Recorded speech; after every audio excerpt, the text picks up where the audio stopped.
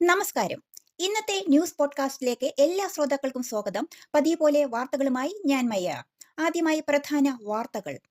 Air India Boeing 787 dream liner വിമാന അപകടത്തെക്കുറിച്ചുള്ള സമീപകാല പ്രാഥമിക ക്രാഷ് ഇൻവെസ്റ്റിഗേഷൻ റിപ്പോർട്ട് വിമാനത്തിന്റെ ഇന്ധന നിയന്ത്രണ സ്വിച്ചുകളെ കേന്ദ്രീകരിക്കുന്നു.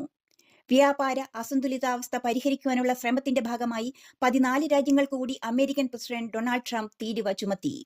ഓസ്ട്രേലിയ ഹരിതോർജ്ജ ശക്തിയാകുമെന്ന് പ്രധാനമന്ത്രി ആന്റണി അൽബനീസി. ചൈൽഡ് കെയർ സെന്ററുകൾ കുട്ടികളുടെ സുരക്ഷ ഓസ്ട്രേലിയൻ സ്റ്റാൻഡേർഡ് അനുസരിച്ച് ഉറപ്പാക്കിയില്ലെങ്കിൽ ചൈൽഡ് കെയർ സെന്ററുകളുടെ സാമ്പത്തിക സഹായ ഫണ്ടുകൾ നിർത്തിവെക്കുമെന്ന് ഓസ്ട്രേലിയൻ വിദ്യാഭ്യാസ മന്ത്രി. ജൂലൈ 4 വാരാന്ത്യത്തിൽ ടെക്സസിലുണ്ടായ വെള്ളപ്പൊക്കത്തിൽ 100-ലധികം പേർ മരിച്ചു. അജ്ഞാതരായ നിരവധി പേരെ ഇപ്പോഴും കാണാതായിട്ടുണ്ട്. രക്ഷാപ്രവർത്തനം തുടരുന്നു. ടിബറ്റൻ ആത്മീയ നേതാവായ ഡലൈലാമയ്ക്ക് ദീർഘായുസ് ആശംസിച്ചുകൊണ്ട് ആഗോള സമൂഹം. ഇന്ത്യൻ പ്രധാനമന്ത്രി നരേന്ദ്രമോദിക്ക് പരമോന്നത സിവിലിയൻ ബഹുമതിയായ grand collar of the national order of the southern cross Brazil president Luiz Inacio സമ്മാനിച്ചു. അനുബന്ധ വാർത്തകൾ. ശതകോടീശ്വരനും സംരംഭകനും ടെക് മുതലാളിയുമായ ഇലോൺ മസ്ക് ശനിയാഴ്ച അമേരിക്ക പാർട്ടി എന്ന പേരിൽ ഒരു പുതിയ രാഷ്ട്രീയ പാർട്ടി രൂപീകരിക്കുന്നതായി തന്റെ പ്ലാറ്റ്ഫോം എക്സിൽ പ്രഖ്യാപിച്ചു. അടുത്തിടെ നടത്തിയ ഒരു വോട്ടെടുപ്പിന്റെ ഫലങ്ങളെ പരാമർശിച്ചുകൊണ്ട് ഒരു പുതിയ രാഷ്ട്രീയ ബദലിനായുള്ള പൊതുജനാഭിലാഷം ആ വോട്ടെടുപ്പിൽ പ്രകടമായിരുന്നുവെന്ന് അദ്ദേഹം അവകാശപ്പെട്ടു. അമേരിക്കൻ പ്രസിഡന്റ് ഡൊണാൾഡ് ട്രംപ് പ്രധാന വ്യാപാര പങ്കാളികളായ ജപ്പാനും ദക്ഷിണ കൊറിയയ്ക്കും മേൽ സമ്മർദ്ദം ശക്തമാക്കി പുതിയ നിരക്കുകൾ അറിയിച്ചു. ഓഗസ്റ്റ് 1 മുതൽ ഇരു രാജ്യങ്ങൾക്കും 25% താരിഫ് നേരിടേണ്ടി വരുമെന്നാണ് ട്രംപ് വ്യക്തമാക്കിയത്. ട്രൂത്ത് സോഷ്യലിലെ 14 രാജ്യങ്ങളിലെ നേതാക്കൾക്ക് ട്രംപ് ഇതിനു വേണ്ടിയുള്ള നോട്ടീസ് നൽകി. ഏപ്രിൽ 22-ന് ജമ്മു കാശ്മീരിൽ നടന്ന ഭീകരാക്രമണത്തിൽ 26 സാധാരണക്കാരുടെ വിലപ്പെട്ട ജീവൻ നഷ്ടമായതിനെ ബ്രിക്സ് കൂട്ടായ്മ ശക്തമായി അപലപിച്ചു. ഇന്ത്യയെ നടുക്കിയ പഹൽഗാം ഭീകരാക്രമണത്തെ അപലപിച്ച ബ്രിക്സ് കൂട്ടായ്മ തീവ്രവാദികളുടെ അതിർത്തി കടന്നുള്ള പ്രവർത്തനങ്ങളെയും ഭീകരവാദ ധനസഹായത്തെയും ചെറുക്കുവാൻ ആഹ്വാനം ചെയ്യുകയും ഉണ്ടായി. പ്രധാന ഓസ്ട്രേലിയൻ വാർത്തകൾ. ഓസ്ട്രേലിയൻ ഔഷധങ്ങൾക്ക് 200% തീരുവ ഏർപ്പെടുത്തുമെന്ന് അമേരിക്ക. വാഷിംഗ്ടണിൽ നടന്ന മന്ത്രിസഭാ യോഗത്തിൽ മരുന്നുകൾക്ക് ഉയർന്ന തീരുവ ഡൊണാൾഡ് ട്രംപ് പ്രഖ്യാപിച്ചതിന് പിന്നാലെ തീരുവ ഉയർത്തലുകൾക്ക് മുൻപ് മരുന്നുകളുടെ നിർമ്മാണം യുഎസിലേക്ക് മാറ്റുവാനുള്ള സാവകാശം നൽകുമെന്ന് ട്രംപ് അറിയിക്കുന്നു. ഓസ്ട്രേലിയയിലെ പ്രമുഖ വിമാന കമ്പനിയായ ഖോണ്ടസ് എയർവേസിന്റെ കസ്റ്റമർ സർവീസ് പ്ലാറ്റ്ഫോം ഹാക്ക് ചെയ്യപ്പെട്ട് 60 ലക്ഷം യാത്രക്കാരുടെ വ്യക്തിഗത വിവരങ്ങൾ ചോർന്നതായി റിപ്പോർട്ടുകൾ പറയുന്നു. ഈ ആക്രമണം കമ്പനി ഉപയോഗിക്കുന്ന ഒരു തേർഡ് പാർട്ടി കസ്റ്റമർ സർവീസ് പ്ലാറ്റ്ഫോമിൽ നിന്നാണ് ഉണ്ടായത്.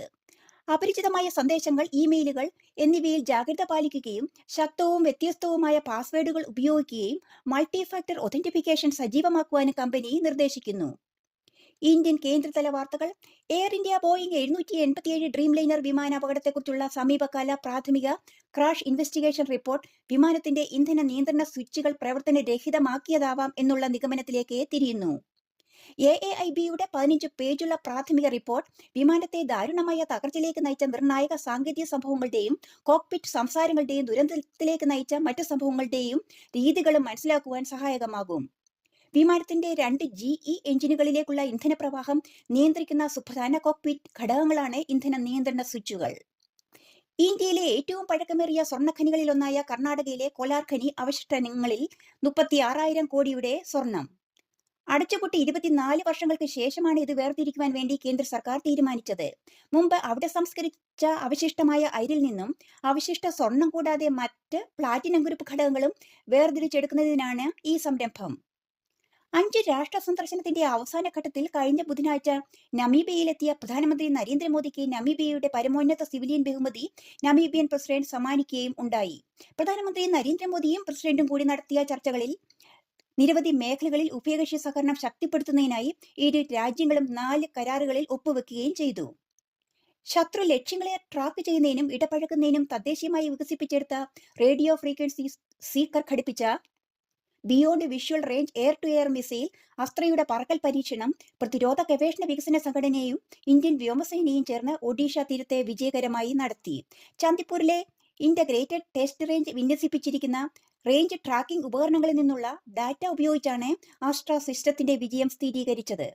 കൂടുതൽ സംസ്ഥാനതല വാർത്തകൾ. പിതൃസ്വത്തിൽ തുല്യ അവകാശം കിട്ടാത്തത് ചോദ്യം ചെയ്ത് കോഴിക്കോട് സ്വദേശികളായ സഹോദരിമാർ സമർപ്പിച്ച ഹർജിയിൽ ഹൈക്കോടതി ഉത്തരവ്. ഹിന്ദു കുടുംബങ്ങളിലെ പൂർവിക സ്വത്തിൽ കേരളത്തിലും തുല്യ അവകാശം ഉറപ്പിച്ച ഹൈക്കോടതി പിതൃസ്വത്തിൽ തുല്യ അവകാശം എല്ലാ പെൺമക്കൾക്കും ബാധകമാക്കി. കേന്ദ്രത്തിന്റെ തൊഴിലാളി വിരുദ്ധ കർഷക വിരുദ്ധ കോർപ്പറേറ്റ് അനുകൂല നയങ്ങൾക്കെതിരെ പ്രതിഷേധം രേഖപ്പെടുത്തി പ്രധാന സർക്കാർ മേഖലകളിൽ നിന്നുള്ള 25 കോടിയിലധികം തൊഴിലാളികൾ കഴിഞ്ഞ ബുധനാഴ്ച രാജ്യവ്യാപകമായി പണിമുടക്കി. കൂടാതെ സ്വകാര്യ ബസ് ഉടമകളുമായി ട്രാൻസ്പോർട്ട് കമ്മീഷൻ നടത്തിയ ചർച്ച പരാജയപ്പെട്ടതോടെ സംയുക്ത സമരസമിതി കേരള സംസ്ഥാനത്തെ സ്വകാര്യ ബസ് പണിമുടക്കിനെ ആഹ്വാനം ചെയ്തിരുന്നു. തങ്ങൾ ഉന്നയിച്ച ആവശ്യങ്ങളിൽ ഒരാഴ്ചയ്ക്കുള്ളിൽ തുടർ ചർച്ചകൾ നടത്തി പരിഹാരമുണ്ടായില്ലെങ്കിൽ അനിശ്ചിതകാല സമരത്തിലേക്ക് കടക്കുമെന്നാണ് ബസ് ഉടമകൾ പറയുന്നത്. സംസ്ഥാനത്തെ വള്ളംകളി സീസണ് ആരംഭം കുറിച്ചു. കഴിഞ്ഞ ദിവസം നടന്ന മിഥുന മാസത്തിലെ മൂലം നാളിലെ ചമ്പക്കുളം മൂലം വള്ളംകളിയോടെയാണ് ജലമേളകൾക്ക് തുടക്കം കുറിച്ചത്. ബുധനാഴ്ച നടന്ന ചമ്പക്കുളം മൂലം വള്ളംകളി മത്സരത്തിൽ 5 ചുണ്ടൻ വള്ളങ്ങളാണ് ഇറങ്ങിയത്. ചെറുതന ന്യൂ പോർട്ട് ക്ലബിനായി തുഴയുന്ന ചെറുതന പുത്തൻ ചുണ്ടനാണ് ഇക്കുറി ജേതാവായത്. കായിക വാർത്തകൾ.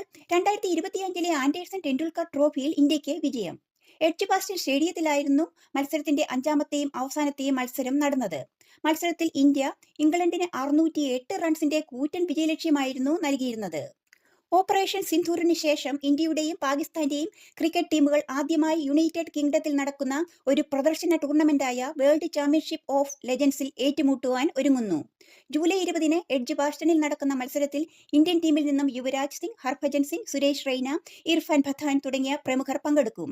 ഇന്ത്യ വൈസ് പാകിസ്ഥാൻ മത്സരത്തിൽ പാകിസ്ഥാൻ ടീമിൽ നിന്നും ഷഹീസ് അഫ്രീദിയും പങ്കെടുക്കും. ഫുട്ബോൾ താരം കൈലിയൻ എംബാപ്പയുടെ ആരോഗ്യനിലയെക്കുറിച്ചുള്ള ആശങ്കകൾ പങ്കുവെച്ച് ക്ലബ്.